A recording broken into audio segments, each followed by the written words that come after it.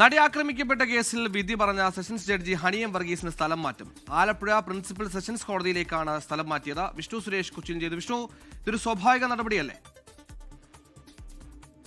വളരെ സ്വാഭാവികമായ ഒരു നടപടിയാണ്. ഹണി എം വർഗീസിന് മാത്രമല്ല മറ്റു 3 ജഡ്ജിമാർക്ക് കൂടി സ്ഥലം മാറ്റമുണ്ട്. പ്രത്യേകിച്ച് ഹണി എം വർഗീസിന്റെ എലവേഷനൊക്കെ നടക്കുന്ന ഒരു സമയമാണ്. നേരത്തെ തന്നെ വരെ മാറാനുള്ള ഒരു സാധ്യത, അതായത് ഈ ആലപ്പുഴയിലേക്ക് മാറാനുള്ള ഒരു സാധ്യത ഉണ്ടായിരുന്നു. പക്ഷേ നടി ആക്രമിക്കപ്പെട്ട കേസിന്റെ വിചാരണ നടക്കുകയും അത് പൂർത്തിയാകേണ്ട സാഹചര്യം ഉള്ളതുകൊണ്ടാണ് ഇത് ഇത്ര ഡിലേ ആയത്.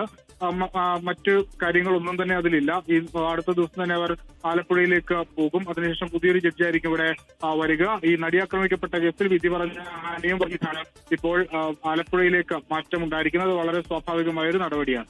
ഹണി എം വർഗീസ് ഉൾപ്പെടെ 3 ജഡ്ജിമാർക്കാണ് സ്ഥലം മാറ്റം. വിഷ്ണു സുരേഷാണ് കൊച്ചിയിൽ നിന്ന് വാർത്തയുടെ വിവരങ്ങൾ നൽകിയത്.